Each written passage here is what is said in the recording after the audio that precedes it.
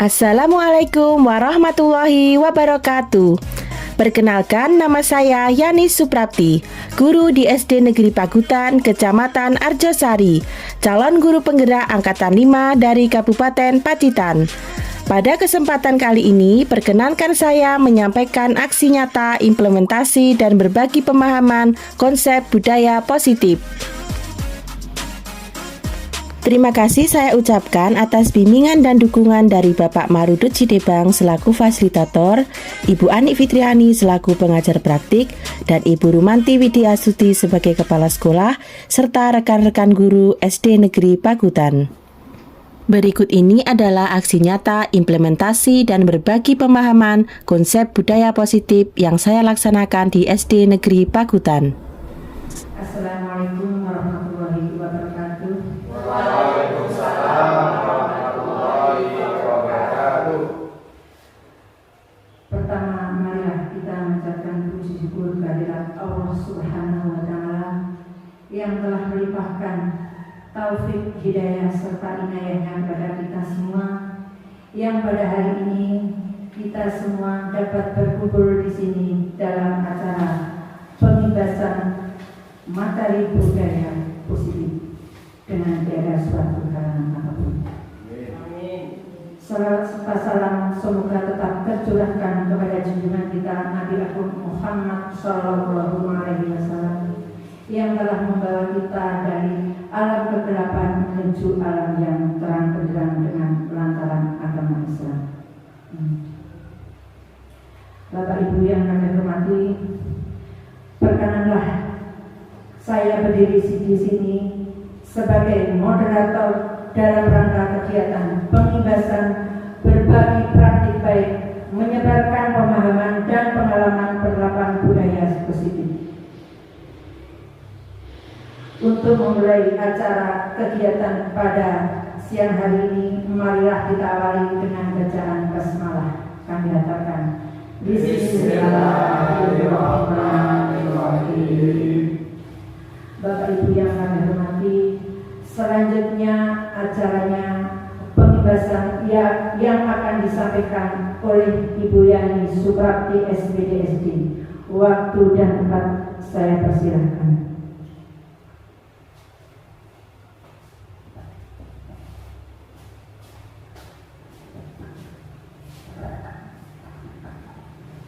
Terima kasih. Bismillahirrahmanirrahim. Assalamualaikum warahmatullahi wabarakatuh.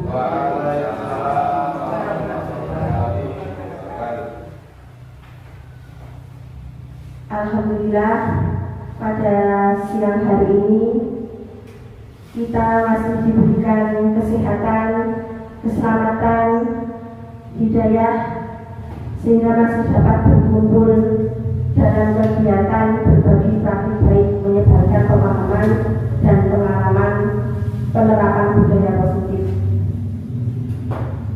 Kegiatan ini merupakan rangkaian dari aksi nyata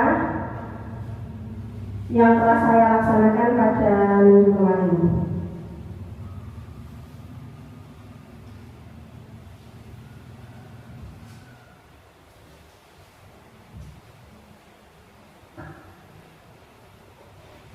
Rangkaian materinya nanti adalah berbagi pemahaman dan berbagi pengalaman modul budaya positif, yaitu modul dari 1.4. Pertama, saya mengucapkan selamat datang kepada Bapak Ibu pendidik tenaga kependidikan SD Negeri Pagutan, utamanya kepada Ibu Rumanti selaku kepala sekolah yang telah memberikan dukungan motivasi yang luar biasa kepada saya dalam menjalankan program guru penggerak ini.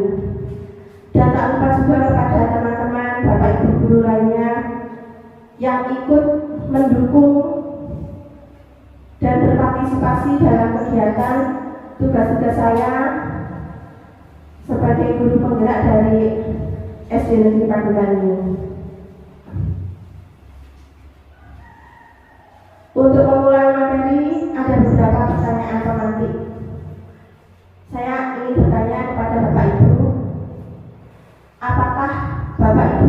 setuju dengan pernyataan berikut ini. Pernyataan pertama, hukuman dapat mendisiplinkan anak. Pernyataan yang kedua, pemberian hukuman dengan hal positif seperti membaca, membersihkan halaman sekolah dapat meningkatkan disiplin anak. Pernyataan yang ketiga, memberi penghargaan dapat meningkatkan motivasi belajar anak. Dari pernyataan ini, 3 pernyataan ini, saya harap Bapak dan Ibu memberikan tanggapan. Monggo. Monggo Pak, kami juga.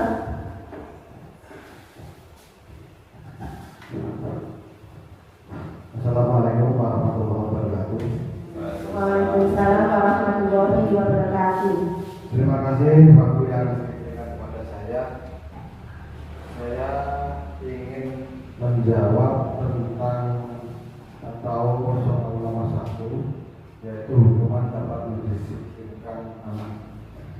Bagi saya sangat setuju sekali, karena kedisiplinan atau memberi hukuman kepada anak itu asal tidak menggunakan hukuman fisik sangat setuju sekali. Karena alasan saya, selama ini terbukti dengan dihukum anak dapat patuh dan jerat terhadap perbuatan yang dilakukan. Terima kasih. Terima kasih atas tanggapannya Pak Widodo. Mungkin Bapak Ibu yang lain.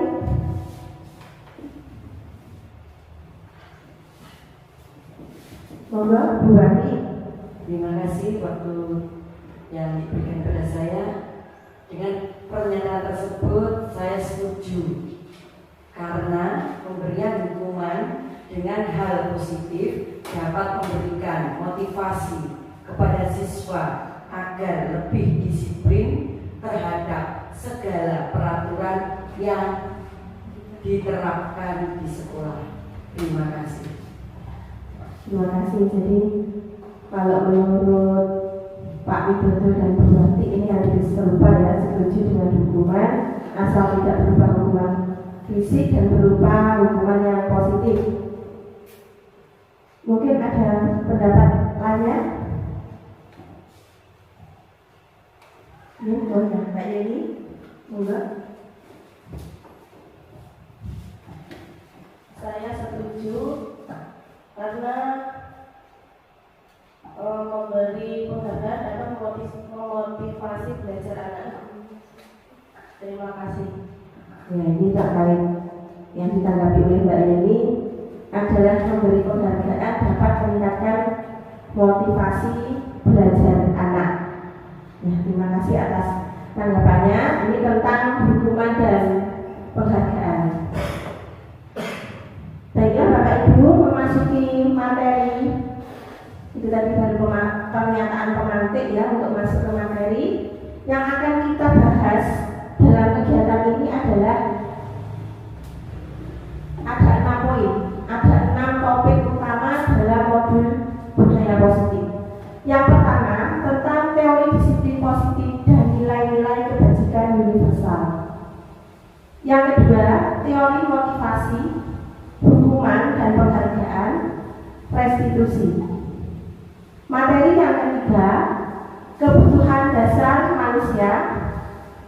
Kemudian yang keempat, keyakinan kelas. Yang kelima, 5 posisi kontrol restitusi. Dan materi yang keenam adalah segitiga restitusi. Kita masuk ke materi yang pertama, disiplin positif dan nilai-nilai kebajikan universal. Tapi sebelum itu kita ada perubahan paradigma terlebih dahulu. Ini ada kegiatan mengepalkan tangan. Ada A di sini adalah Anda atau diri Anda sendiri, dan B adalah teman Anda. Sobeklah secari kertas kecil, tuliskan benda atau sesuatu yang sangat berharga untuk Anda. Letakkan di salah satu tangan Anda dan genggam benda atau sesuatu tersebut dengan segala daya sekuat Anda. Buatlah sebuah kepalan.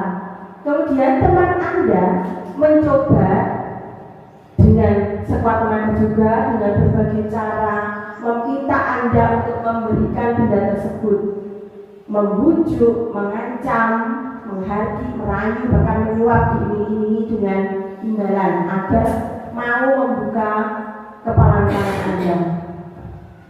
Dari kegiatan ini, kira-kira apa yang akan terjadi? Ini ada beberapa kemungkinan. Bisa jadi Anda akan membuka kepalan tangan Anda. Bisa juga tidak. Mungkin dari beberapa kemungkinan yang terjadi ini, jika Anda memposisikan mengepal kertas tadi, apa yang akan Anda lakukan? Mungkin? Ya, terima kasih Bu atas waktunya yang diberikan kepada saya. Saya akan mencoba menjawab. Ya, kalau saya menjadi A, saya akan tetap menggenggam kepalan tangan saya, karena saya merasa harus mempertahankan rahasia di dalam kertas tersebut. Kurang lebih gitu jawaban dari saya. Terima kasih. Kalau Pak Eko tetap akan menggenggam, ini berharga bagi saya, ini rahasia bagi saya, akan tetap mempertahankan untuk menyembunyikan isi kertas tersebut. Mungkin ada bapak atau ibu yang punya pendapat lain? Mbak, terima kasih waktunya. Kalau jika saya menjadi A, maka saya akan membuka genggaman tangan saya karena saya merasa harus berbagi dengan teman saya. Ya, ini berarti besar ini punya pendapat yang berbeda, itu akan membuka. Jadi ada yang membuka, ada yang menutup. Ini kalau dalam kendali kontrol ini siapa sebenarnya yang memegang kendali? Terima kasih. Kami akan mencoba untuk memberi pendapat. Menurut saya, yang memegang kendali untuk membuka atau menutup kepalan tangan adalah si A itu sendiri. Walaupun dibujuk, diancam, kalau A itu tidak mau membuka, dia tetap tidak mau membuka. Demikian sebaliknya, tanpa disuruh pun, kalau A itu dengan kesadaran sendiri membuka, dia dibuka kepalan tanpa adanya suruhan. Jadi kesadaran sendiri akan dibuka. Demikian menurut saya. Terima kasih atas tanggapan dari Bapak Ibu semuanya. Jadi yang memutuskan, yang memegang kendali adalah diri sendiri atau si A tadi. Terima kasih atas pendapat dari guru. Kita lanjut ke materi berikutnya. Ini tadi. Jadi yang memegang atau mengendalikan, yang mengontrol manusia itu adalah dirinya sendiri. Termasuk murid. Murid itu juga punya semacam pengendalian bagi dirinya sendiri. Dia takut kok, dia mau diatur. Kenapa dia mau diatur? Karena dia memang membiarkan dirinya untuk diatur, untuk dikendalikan. Itu. Ini perubahan paradigma teori kontrol atau ilusi. Ilusi itu apa yang kita anggap saat ini. Guru itu kita anggap mampu mengontrol murid. Kemudian ilusi bahwa kritik membuat orang merasa bersalah dapat menguatkan karakter. Kemudian ilusi bahwa semua penguatan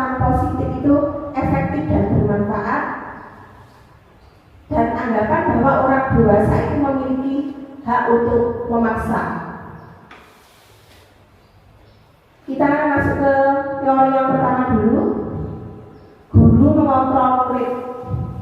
Pada dasarnya kita tidak dapat memaksa murid untuk melakukan sesuatu. Walaupun kita ditampaknya guru itu sedang mengontrol perilaku murid, itu bisa terjadi karena murid itu mengizinkan dirinya untuk dikontrol, untuk dikendalikan. Nah, pada saat itu kontrol guru itu menjadi kebutuhan dasar yang dipilih murid tersebut. Ayo itu dikerjakan, ayo itu dibersihkan. Jadi guru mengontrol murid. Teori ini menyatakan bahwa semua perilaku memiliki tujuan bahkan terhadap perilaku yang tidak disukai. Kemudian teori yang kedua, bahwa semua penguatan positif efektif dan bermanfaat. Ini, jadi bujukan, pujian positif, pujian tadi, bujukan itu mempengaruhi murid untuk mengulangi perilaku tersebut. Oh, biar saya dipuji oleh Pak Guru, oleh Bu Guru. Itu dalam jangka waktu tertentu saja.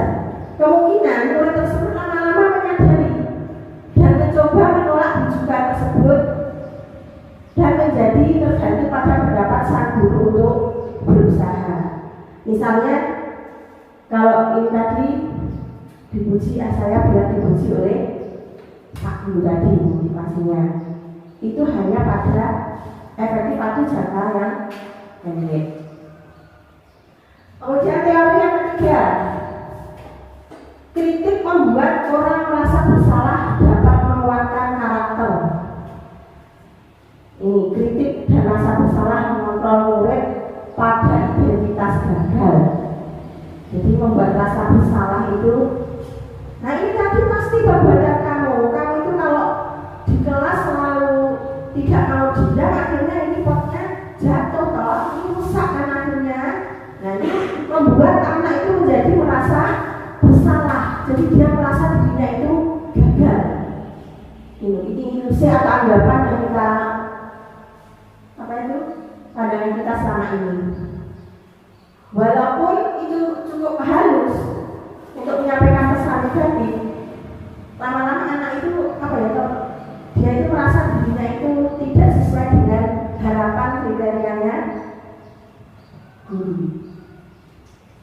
Kemudian teori berikutnya, orang dewasa memiliki hak untuk memaksa.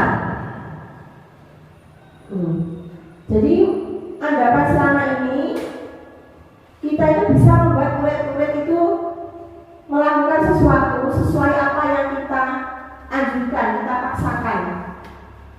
Nah, ini lama-lama kalau murid tidak suka akan menyebabkan rasa permusuhan. Misalnya tadi hubungan mengitari lapangan sampai berapa kali, kan dipaksa, karena sebenarnya tidak mau. Kalau lari sampai berkali-kali itu capek.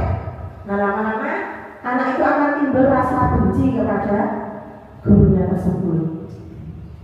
Nah, ini disiplin positif di sini, teori kontrol, teori pilihan. Pada dasarnya kita tidak bisa mengontrol orang lain. Hanya kita sendiri yang bisa mengontrol diri ini. Nah, dari sini makna disiplin, belajar kontrol diri dengan menggali potensi kita agar tercapai tujuan mulia, yaitu sesuatu menjadi seseorang yang kita inginkan berdasarkan nilai-nilai yang kita hargai. Jadi semua perilaku tadi memiliki tujuan. Apa yang saya sampaikan tadi itu baru motivasi ekstrinsik, bukan dari diri anak sendiri.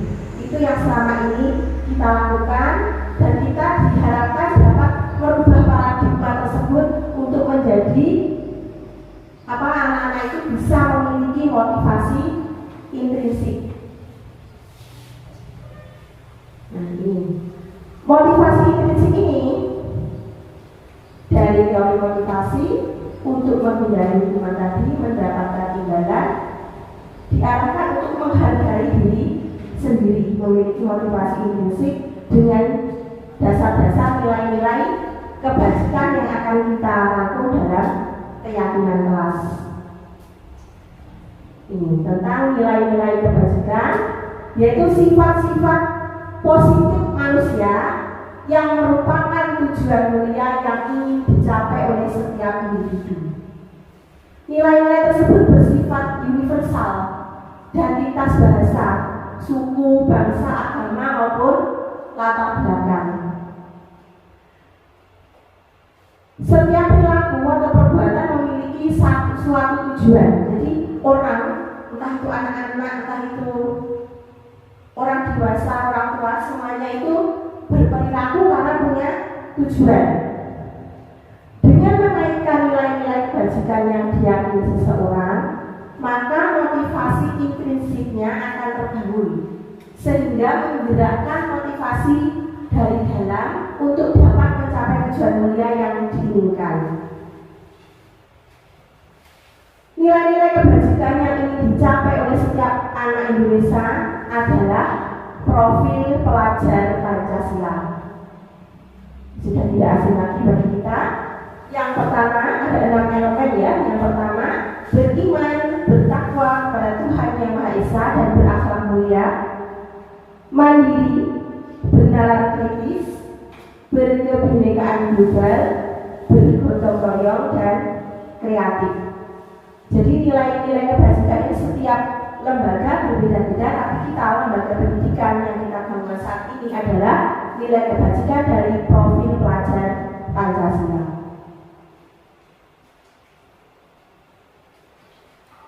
Selanjutnya, apa makna disiplin? Nah, disiplin diri membuat orang menggali potensinya menuju sebuah tujuan. Nah, di perilaku pasti memiliki tujuan. Apa yang dia hargai dari nilai kebajikan tadi. Namun dalam budaya kita, makna disiplin telah berubah menjadi sesuatu yang dilakukan seseorang pada orang lain untuk mendapatkan kepatuhan. Kecenderungan umum ini adalah menghubungkan kata disiplin dengan ketidaknyamanan, bukan dengan apa yang kita hargai atau pencapaian suatu tujuan yang mulia. Misalnya, anak-anak harus hadir tepat waktu di sekolah 30 menit sebelum pembelajaran dimulai. Jika ada kegiatan piket harus segera dilaksanakan. Kemudian anak tadi motivasinya dia melakukan hal tersebut adalah supaya mendapatkan pujian. Bisa jadi dia supaya tidak dihukum. Jadi dia patuh bukan karena apa yang dihargai, tapi karena apa? Hanya melakukan untuk mendapatkan kepatuhan tadi. Jadi dia merasa tidak nyaman nanti kalau saya dihukum, tidak enak, saya nggak nyaman, nggak suka. Nah, itu hanya disiplinnya itu motivasinya baru untuk menghindari ketidaknyamanan tersebut.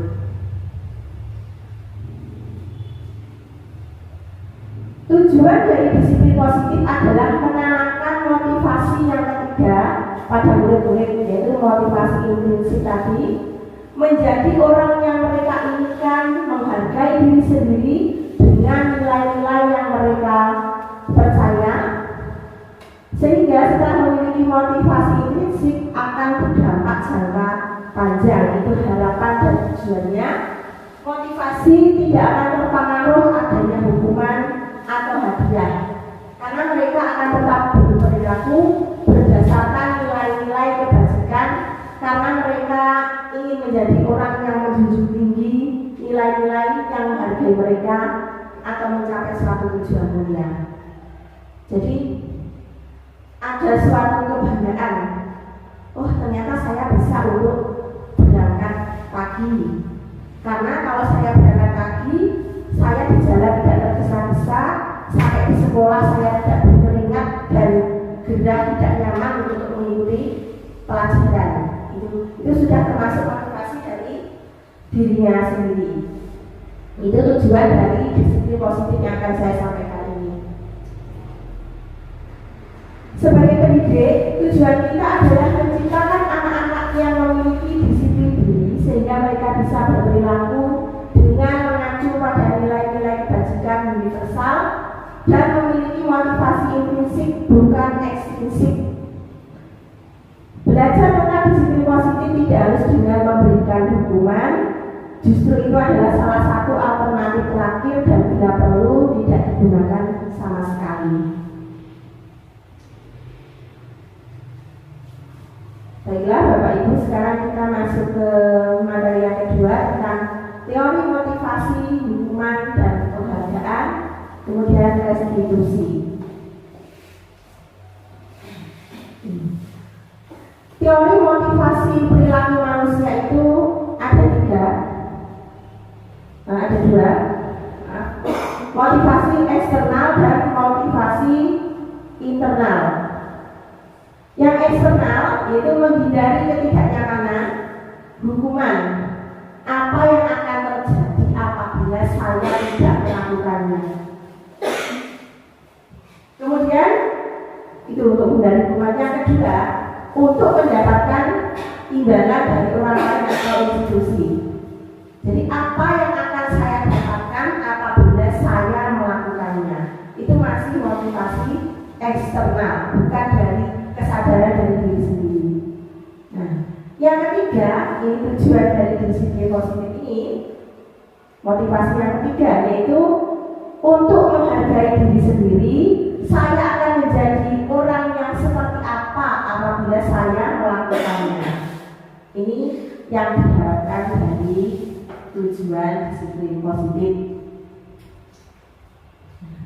Ini sesuai dengan pemikiran dari beliau Bapak Ki Hajar Dewantara.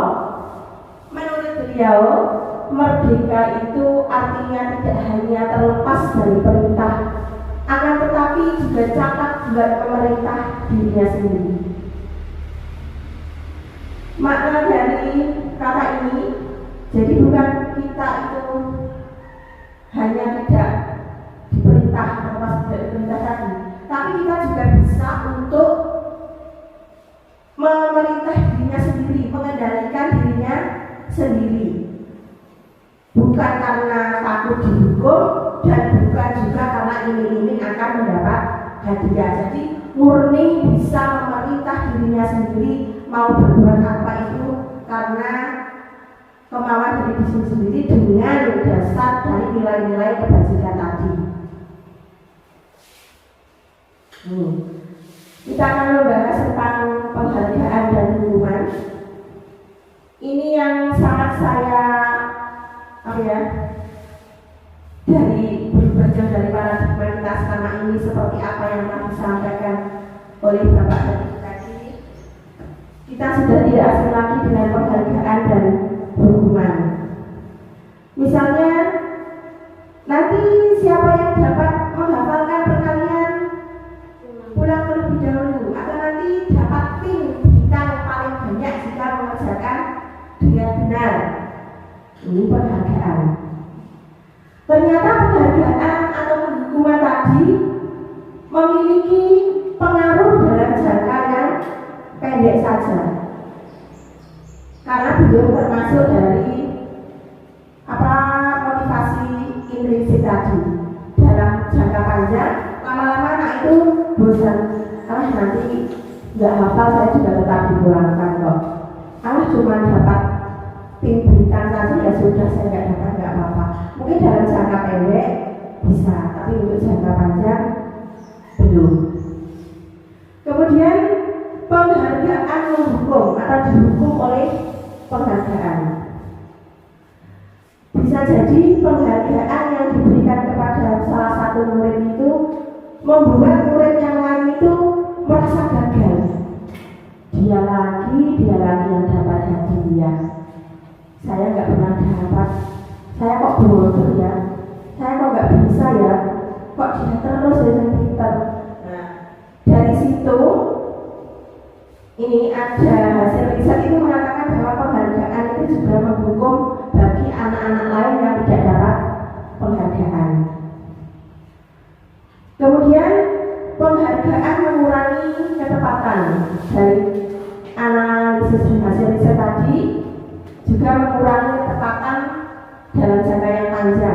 tadi karena sudah bosan, sudah penghargaan itu lagi, dan dianggap tidak efektif.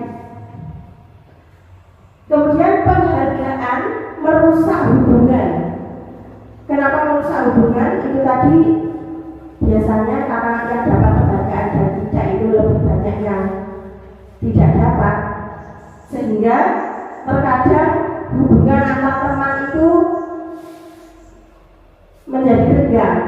Biasanya yang tidak dapat itu membentuk grup-grup tersendiri, terus dia lagi yang dapat penghargaan, itu menimbulkan rasa iri sehingga bisa merusak hubungan di dalam kelas tersebut. Nah, ini. Kemudian penghargaan menurunkan kualitas. Menurunkan kualitas di sini dalam arti setelah diberi penghargaan, saya sudah dapat penghargaan, sudah merasa puas, jadi kurang termotivasi untuk meningkatkan kualitas. Kemudian mematikan kreativitas karena menganggap penghargaan itu sesuai kriteria yang akan memberi hadiah. Di kreativitasnya justru tidak dieksplor.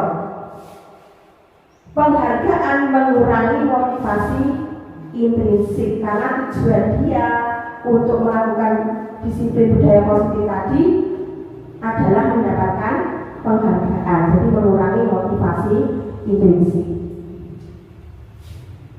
Nah, ini kegiatan yang termasuk hukuman atau konsekuensi, mencatat 100 kali di buku kalimat ini hukuman. Lari mengelilingi lapangan ini juga hukuman. Diminta push up hukuman. Kadang sebenarnya tidak menggunakan masker ini termasuk hukuman. Menggantikan kertas tugas teman yang telah dicoret-coret itu konsekuensi. Jadi dia mengganti kertas akibat dari apa yang telah dia lakukan tadi, dan mengganti itu dia masih ada hubungan dengan kesalahan yang dia lakukan, itu termasuk konsekuensi. Kalau hukuman tidak ada hubungannya dengan menulis dengan terlambat kan tidak ada hubungannya, itu dia hukuman. Kemudian membersihkan tumpahan air di meja karena tersenggol, dia bertanggung jawab terhadap tumpahan air tadi, itu konsekuensi dari kesalahannya. Kemudian disuruh tidak mengenakan sepatu seharian karena tidak mengenakan sepatu hitam, itu hukuman.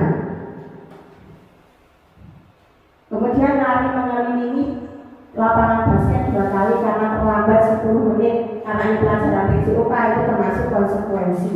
Kalau 10 menit terlambat di kelas pelajaran matematika terus 10 kali, itu termasuk hukuman karena tidak ada hubungan dengan mata pelajaran yang bagi materinya, materi pelajarannya tidak sesuai dengan hukumannya, itu ada hubungan, bukan konsekuensi. Ini perbedaan hukuman dan konsekuensi. Sesuatu yang menyakitkan harus terjadi, itu juga hukuman. Kalau konsekuensi ya memang harus terjadi. Kemudian anak menjadi sakit baik fisik maupun sakit hati untuk jangka waktu yang lama. Kalau konsekuensi rasa tidak nyamannya hanya jangka waktu yang pendek. Kemudian anak membenci kedisiplinan, itu apabila hukuman. Kalau konsekuensi anak menghargai disiplin. Kalau hukuman paksaan, kalau konsekuensi stimulus atau tanggapan. Ayo ini tadi kamu yang menumpahkan air, sekarang dibersihkan, itu kan tanggapan dari kejadian tadi. Mendorong anak menyakiti diri sendiri, mendorong agar mudah menyesuaikan diri dengan konsekuensi. Kalau hukuman konsep diri yang buruk, konsekuensi konsep diri yang baik. Kalau hukuman, anak belajar untuk menyembunyikan kesalahan, anak belajar untuk mematuhi peraturan juga konsekuensi. Jika hukuman malah merasa bersalah, dipermalukan dan merasa tidak dihargai. Kalau konsekuensi, kehilangan hak, dibuat tidak nyaman, diasingkan untuk sementara, itu konsekuensi. Ini hukuman tadi merupakan pendisiplinan yang dianggap gagal, sedangkan identitas sukses adalah konsekuensi dan restitusi. Ini jadi hukuman itu lebih ke negatif, kalau konsekuensi netral, kalau restitusi itu sudah pada pendisiplinan yang positif.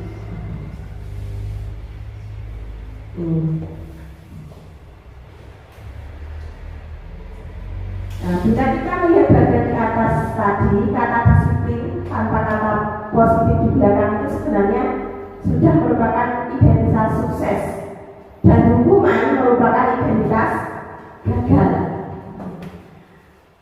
Disiplin yang sudah bermakna positif terbagi menjadi dua, yaitu disiplin dalam bentuk konsekuensi dan disiplin dalam bentuk restitusi. Tadi kalau hukuman berarti gagal identitasnya, kalau konsekuensi itu saja kita sudah sukses.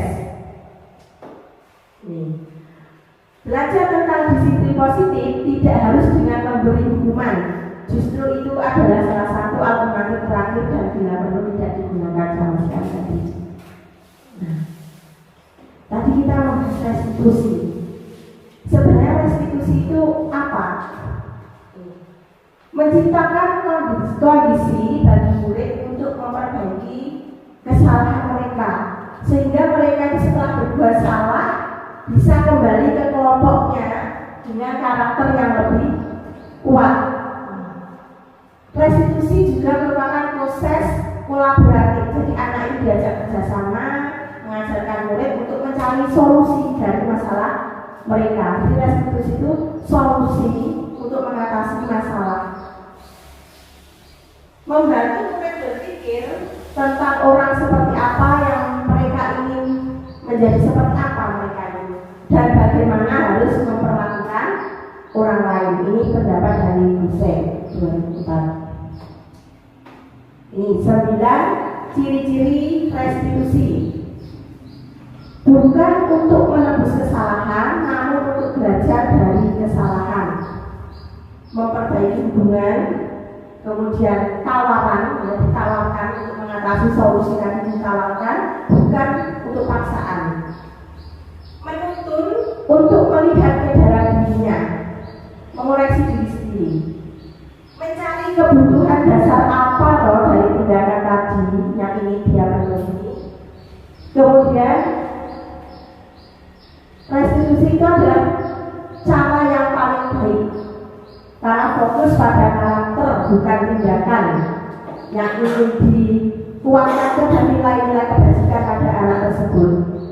Kemudian fokus pada solusi, mengembalikan murid yang berbuat salah pada kelompoknya.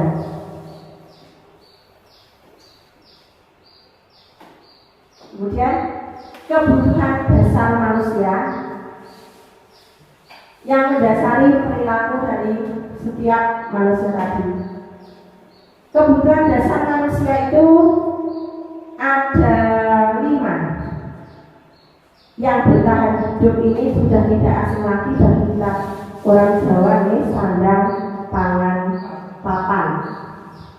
Kemudian kasih sayang dan rasa diterima, penguasaan, kebebasan, dan kesenangan. Ini bertahan hidup, survive, bersifat fisiologis untuk bertahan hidup, misalnya tentang menjaga kesehatan, kemudian makan, minum, tempat tinggal. Kebutuhan yang kedua yaitu kasih sayang, kebutuhan akan hubungan dan koneksi sosial. Jadi anak terkadang dia berbuat ulah itu karena ingin menjadi perhatian teman ataupun juga perhatian dirinya. Itu kebutuhan akan kasih sayang. Kemudian penguasaan, pengakuan atas kemampuan, misal keinginan untuk dianggap berharga, kompeten, dihormati. Itu juga kebutuhan dasar manusia. Jadi dia tidak ingin diremehkan, itu adalah kebutuhan akan penguasaan, pengakuan atas kemampuan tadi. Kemudian kebebasan, kebutuhan akan kemandirian, memiliki pilihan, mencoba hal-hal baru yang menarik. Misalnya, mencoba makanan yang beragam, mengatasi bosan. Atau mungkin dia ingin memilih tempat tujuan wisata, itu termasuk kebebasan, kebutuhan akan kebebasan lagi. Kemudian kesenangan, kebutuhan mencari hiburan, bermain, tertawa, misalnya bermain, mengoleksi barang-barang, mungkin bagi orang lain dianggap tidak penting, tapi bagi orang yang ingin memenuhi kebutuhan dasarnya dalam hal kesenangan tadi, mengoleksi pelako, mengoleksi boneka kecil-kecil, mobil-mobil kecil itu dianggap penting karena itu kebutuhan dia untuk memenuhi kebutuhan kesenangan tadi. Baiklah, ini karena kita tentang keyakinan kelas dari nilai-nilai kebajikan tadi, kita akan menyusun keyakinan kelas. Mengapa kok tidak peraturan saja? Mengapa harus keyakinan kelas? Mengapa kita memiliki peraturan menggunakan helm bila mengendarai roda 2? Mengapa harus mematuhi 3M? Mengapa kita memiliki peraturan harus datang tepat waktu saat mengikuti pelatihan? Nah, ini untuk mendukung motivasi intrinsik dari kata tanya mengapa tadi, kita kembali ke nilai-nilai keyakinan yang lebih menggerakkan seseorang dibanding mengikuti serangkaian peraturan tadi. Ini peraturan kelas kita saat ini masih ada di lingkaran yang berwarna pink. Peraturan kelas di sini biasanya bapak atau ibu guru yang membuat. Anak-anak wajib untuk memenuhi. Itu berarti kan masih motivasi ekstrinsik. Nah, dengan adanya pembahasan materi budaya positif ini, diharapkan bapak dan ibu itu membuat keyakinan kelas. Jadi anak-anak diajak dulu untuk menggali nilai-nilai kebajikan apa, utamanya kita pada dasar kita adalah profil pelajar Pancasila. Nah, dari situ nanti anak-anak dilibatkan keyakinan kelas itu yang apa, nilai kebajikan apa yang akan kita taati. Mungkin menghargai, kemudian rukun, seperti itu. Setelah keyakinan kelas tadi bisa diterapkan, dilaksanakan, harapan kita akan tercipta lingkungan yang positif. Dari lingkungan positif dilaksanakan terus-menerus, maka akan tercipta suatu kebiasaan yang konsisten dan terbentuk sebagai budaya positif yang mengakar kuat di sekolah kita. Ini kegiatan pendalaman keyakinan kelas itu ada tabel T dan Y ini bisa diterapkan. Ini misalnya hormat terdengar, satu orang berbicara, yuk saya bantu, kita bisa selesaikan ini bersama. Terima kasih, tolong ya, permisi, boleh saya pinjami, nanti akan segera saya kembalikan. Nah, itu nampak terdengar seperti itu kan nampak ada budaya atau nilai kebajikan hormat dari apa yang kita dengar tadi. Kalau terlihat, apabila terlihat berempati terhadap perasaan orang lain, memegang barang milik orang lain hanya dengan izinnya, mendengarkan dengan seksama, senantiasa berbuat baik, berbagi. Kemudian kalau berperilaku tersenyum ramah, memberikan salam hormat, berjabat tangan, meletakkan tangan di dada, tersalim, memberikan ruang bekerja, postur tubuh yang tenang. Nah, ini pendalaman keyakinan kelas itu yang kita harapkan akan nampak seperti ini. Perilaku hormat tadi. Ini misalnya ada peraturan selama ini, selalu kembalikan buku ke tempatnya. Termasuk nilai kebajikannya adalah tanggung jawab. Kalau dilarang mengganggu orang lain, berarti menghormati, hadir di sekolah 15 menit sebelum pembelajaran, itu termasuk menghormati orang lain dan berkomitmen, punya komitmen tadi. Kemudian dilarang melakukan kekerasan, keselamatan, menghormati orang lain, nilai 7. Dilarang menggunakan narkoba, nilai kebajikannya adalah kesehatan. Kemudian bergantian atau menunggu giliran, nilai sabar, menghormati orang lain. Masker tadi yang sama untuk kesehatan dan jangan berlari di kelas untuk keselamatan atau keamanan. Ini salah satu aksi nyata penerapan budaya positif yang sudah saya laksanakan, yaitu menyusun keyakinan kelas.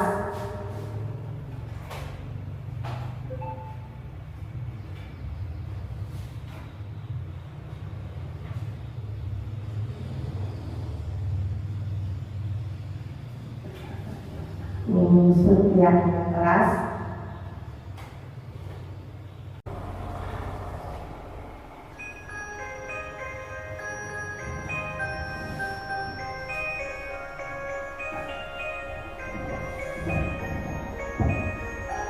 Ini aksi nyata keyakinan kelas yang telah saya laksanakan. Tujuannya menumbuhkan budaya positif melalui keyakinan kelas yang disepakati, menumbuhkan nilai-nilai profil pelajar Pancasila. Tolak ukurnya, murid mampu membuat keyakinan kelas sesuai nilai-nilai kebajikan universal. Tindakannya, pertama saya menghadap kepala sekolah, menyampaikan pentingnya penanaman budaya positif, kemudian mengajak anak-anak berkolaborasi untuk menggali nilai kebajikan universal dan membuat keyakinan kelas. Ini persiapan yang saya lakukan.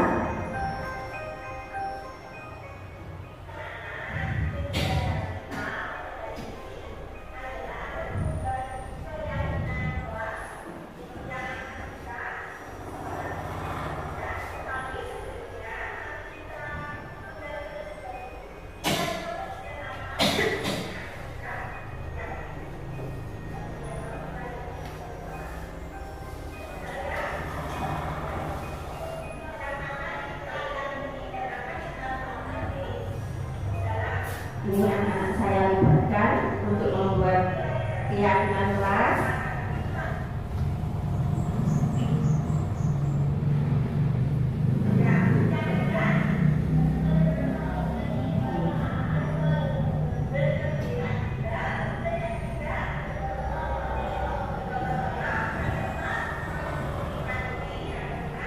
Ini saya ajak untuk menggali nilai kebajikan dari profil pelajar Pancasila.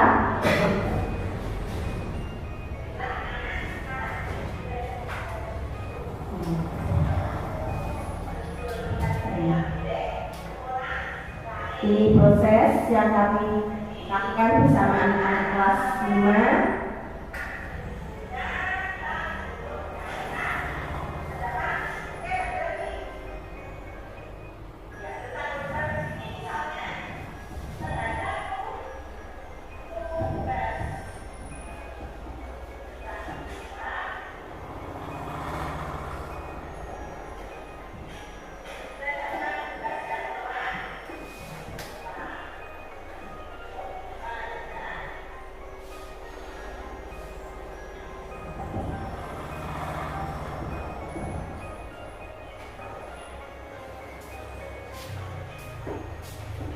Jadi kegiatan ini bisa kita dari bersama anak-anak kita terapkan di kelas masing-masing.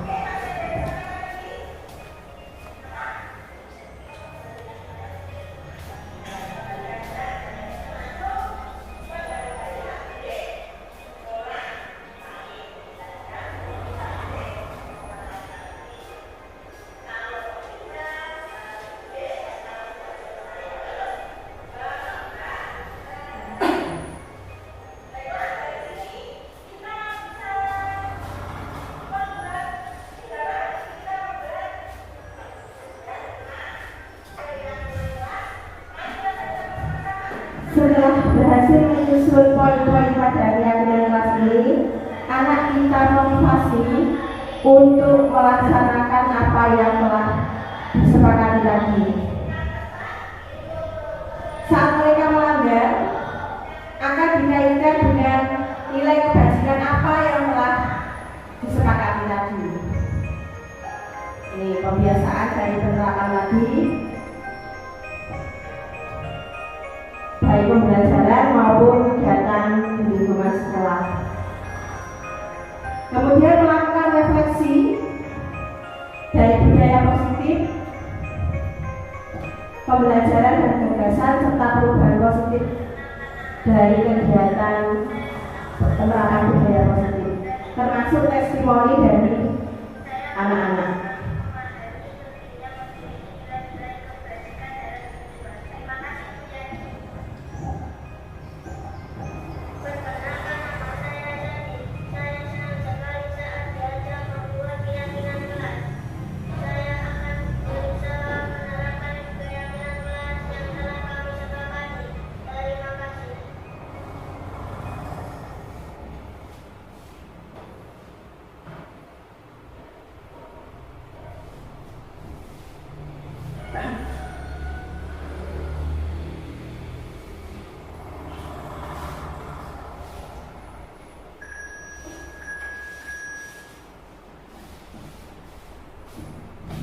Baiklah, kita memasuki materi berikutnya tentang 5 posisi kontrol yang harusnya dimiliki oleh guru. Mulai dari yang saat ini kita masih pada posisi penghukum dan pembuat orang merasa bersalah. Yang paling sering itu pada masih identitas gagal. Identitas berhasil apabila kita itu sudah pada posisi teman. Jadi murid dan guru posisinya sebagai teman itu sudah masuk pada identitas kontrol yang berhasil atau sukses. Di tingkatan lebih tinggi ada pemantau. Dan yang paling ideal posisi kontrol sebagai guru adalah pada posisi manajer. Pada posisi penghukum atau pembuat orang merasa bersalah, biasanya menghakimi, menyakiti, menyindir. Kalau membuat orang merasa bersalah itu, ibu kecewa sama kamu, kok kamu seperti itu? Itu biasanya membuat orang merasa bersalah. Kalau dengan teman, kamu itu kenapa teman kok seperti itu? Alasan kamu apa? Kalau pada pemantau kita, kok kamu datangnya terlambat, padahal apa peraturannya? Itu dikaitkan dengan peraturan. Itu kita masih pada posisi pemantau. Sedangkan pada posisi manajer itu kita mengajukan pertanyaan atas alasan dari tindakannya tadi. Kemudian kita dorong anak untuk memahami nilai kebajikan apa yang diyakini dan memperbaiki kesalahan itu. Anak digiring untuk berhasil memecahkan masalahnya, solusinya apa itu digiring untuk bisa muncul dari diri anak sendiri. Ini pernyataannya. Kalau membuat orang merasa bersalah, saya kecewa sekali dengan kamu. Posisi kontrolnya adalah membuat merasa bersalah. Kamu itu tidak pernah benar melakukannya. Itu pada posisi menghukum. Ayolah lakukan dari bapak atau ibu dulu. Itu berarti pada posisi teman. Jadi guru minta di anak-anak itu dimengerti oleh anak-anak. Jadi itu masih pada posisi teman. Kalau apakah kamu mau mendapatkan stiker bintang hari ini? Itu masih pada posisi pemantau. Kemudian bagaimana kamu bisa menyelesaikan masalah ini? Berarti anak itu digiring untuk mencari solusi. Kita kembali tadi ke restitusi adalah mencari solusi. Jadi posisi manajer nanti anaknya pada tindakan restitusi. Kamu selalu yang paling akhir datangnya. Nah itu berarti dia masih penghukum, menjustis anak, melabeli anak bahwa dia tukang telat, itu juga termasuk penghukum. Jadi penghukum itu tidak hanya berupa hukuman fisik tapi juga berupa ucapan, itu juga bermaksud menghukum, melabeli anak. Jadi harapan kita nanti dari peraturan atau konsekuensi tadi menjadi nilai-nilai manajer untuk memperbaiki diri. Karena tujuan kita adalah melaksanakan sertifikat restitusi.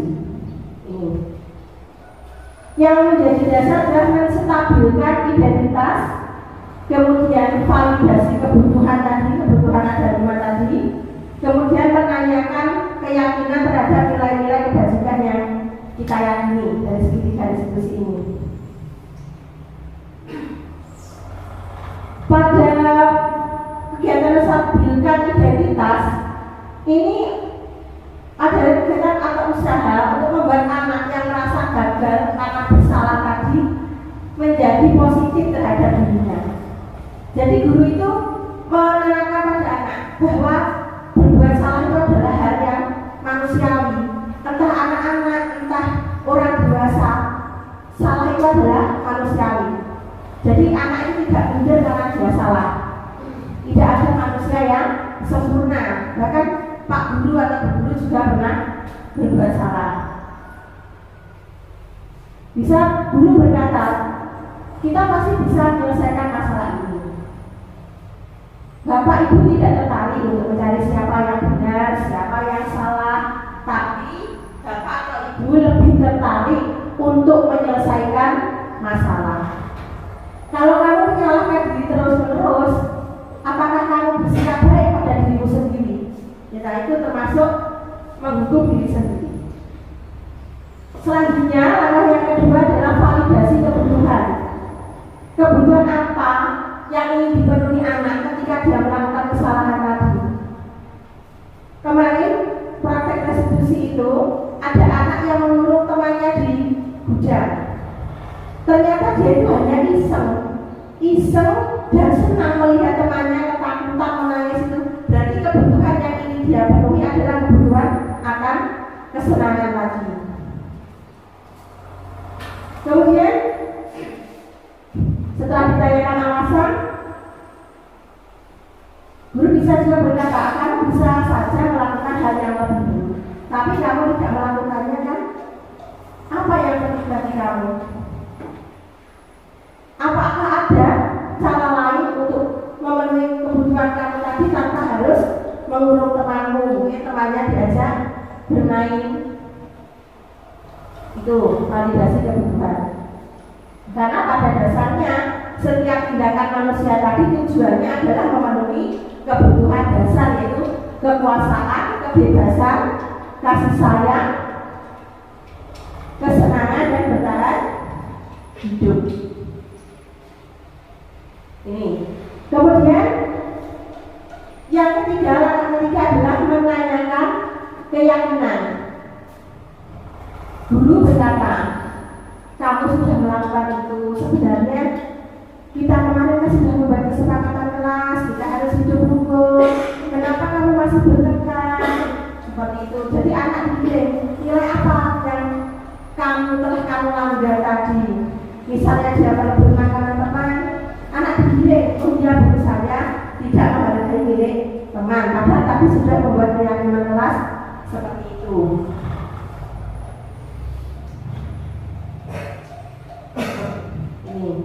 Kemarin sudah melaksanakan budaya positif tentang segitiga restitusi.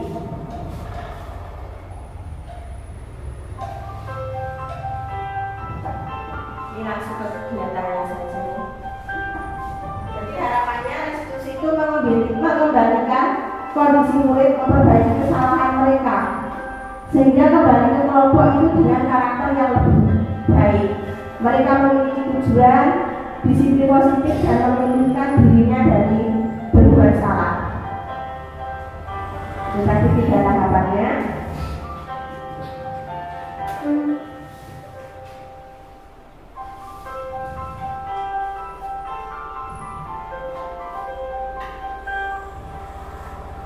Ini skenario pertama. adalah nilai kebajikan dalam kesepakatannya menghargai hak milik orang lain. Ini tentang berebut makanan dengan teman.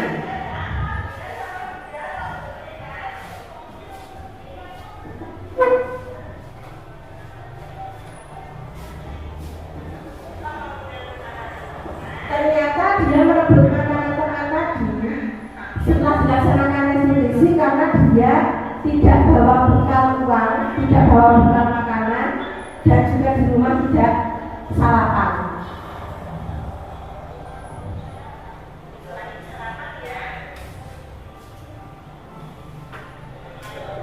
Kemudian setelah dilaksanakan restitusi, dia menyadari bahwa menghargai hak milik orang lain, kalau meminta juga harus izin, dan besok gantian kalau dia yang bawa bekal temannya akan dibagi.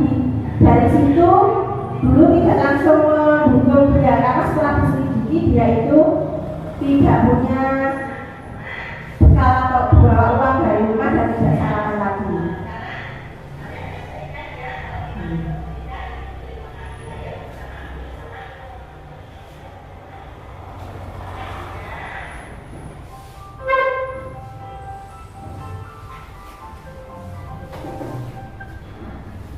Baiklah Bapak Ibu, demikian budaya positif yang telah saya laksanakan.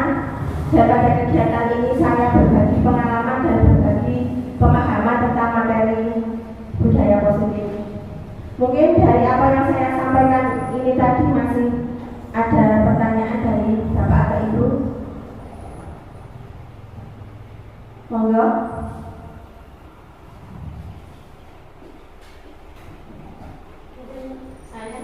Oh iya, monggo Bu Sari.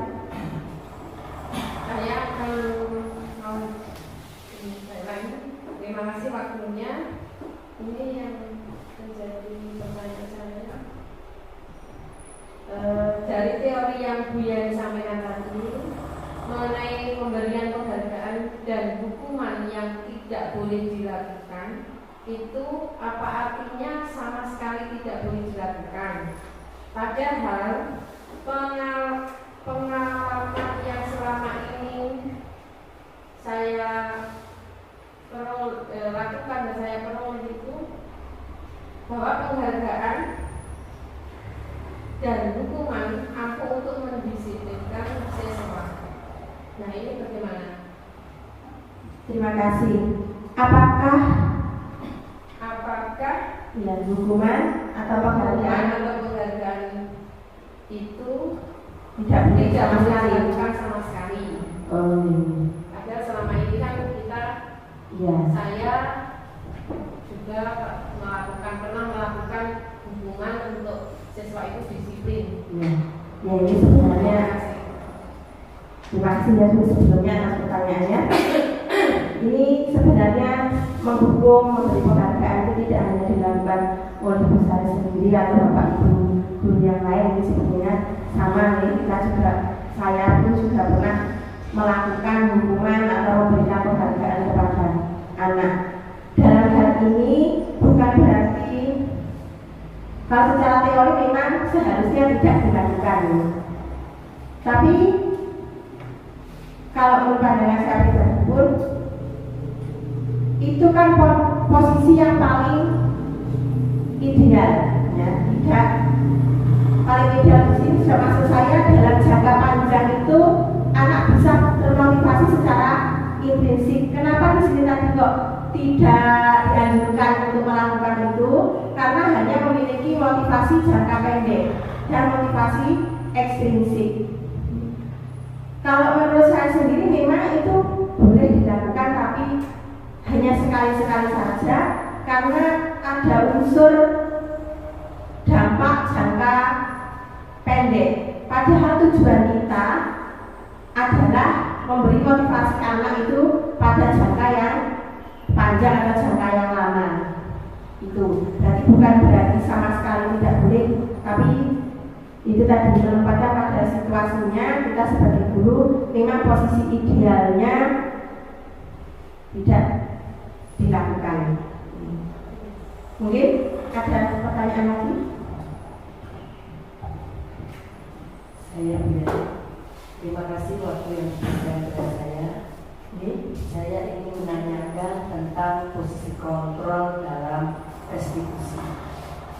mereka selama ini masih berada pada posisi penghukum, pembuat rasa bersalah ataupun teman, bagaimana caranya untuk bergeser pada posisi guru sebagai manajer?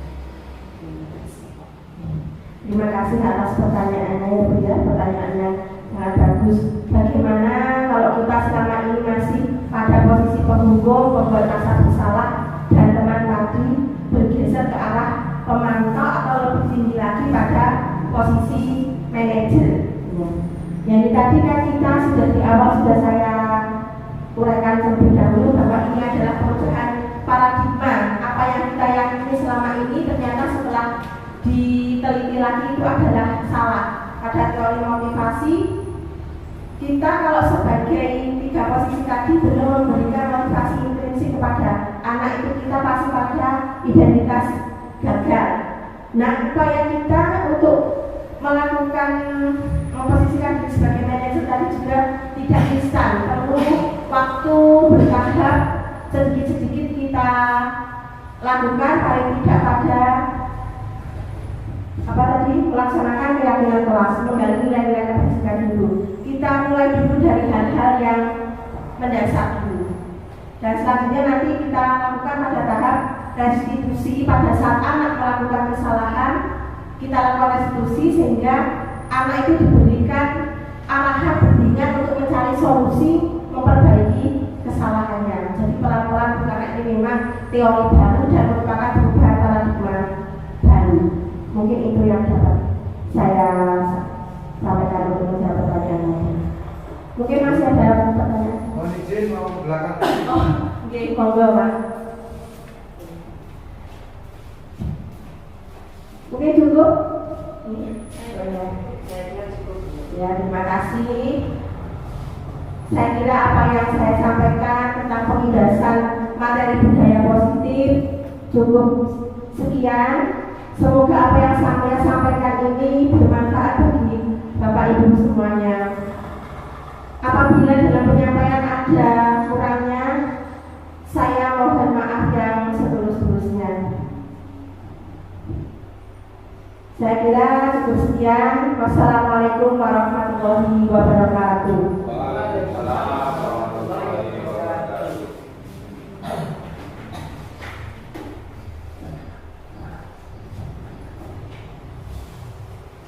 Bapak Ibu, demikian tadi pembahasan oleh Ibu Yani Suprakti.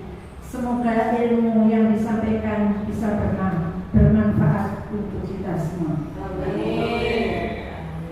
Acara selanjutnya yang penutup. Untuk menutup acara kegiatan pada siang hari ini, mari kita baca hamdalah bersama-sama.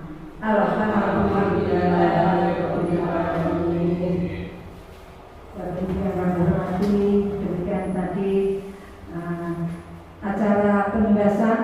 Apabila saya sebagai moderator ada kekurangan kesalahan, saya hanya bisa minta maaf yang sebesar-besarnya. Akhirnya, wassalamualaikum warahmatullahi wabarakatuh. Waalaikumsalam warahmatullahi wabarakatuh. Assalamualaikum warahmatullahi wabarakatuh. Perkenalkan, saya Rumanti Widyastuti, Kepala Sekolah SD Negeri Pagotan, Kabupaten Pacitan.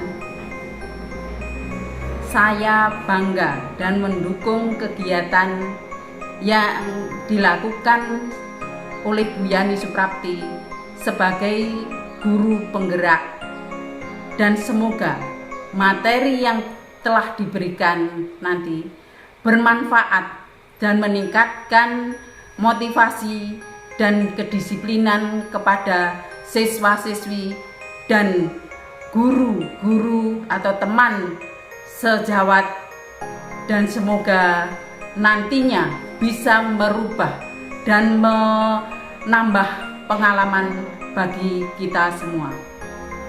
Demikianlah dari kami. Wassalamualaikum warahmatullahi wabarakatuh. Assalamualaikum warahmatullahi wabarakatuh. Saya Sri Isminingsih, rekan dari Ibu Yani Suprapti di SD Negeri Pakutan ini.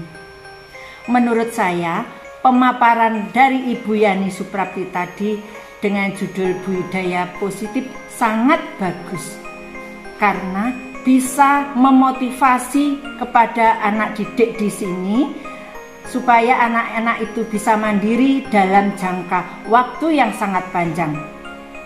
Begitu testimoni dari saya. Wassalamualaikum warahmatullahi wabarakatuh.